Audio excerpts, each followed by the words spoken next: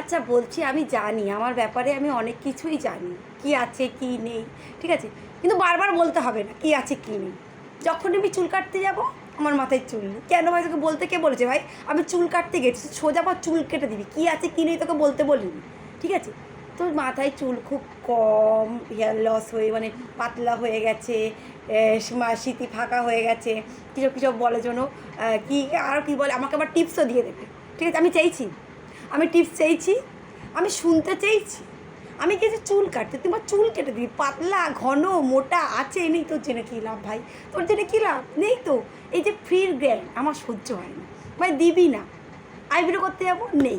আরে বাবা আমি জানি নেই, কিন্তু তোর কাছে শুনতে যাইনি, তোর সাথে করতে গেছি। করলে বল, না তো বল করবো না, কিন্তু বলতে হবে। কেন বলে কী পায়? এবার থেকে যখনই আমায় বলবে আমি মুখেরও বলে দেবো, আচ্ছা তুমি করবে না বলবে? তুমি যদি বলতে তাহলে আমি অন্য করার থেকে করিয়ে নেবো। আমি জানি আমার কী আছে কী নেই। খুব রাগ ধরে, খুব রাগ ধরে। কেন বলে বারবার? এত সত্য কথা আমি সহ্য হয় না।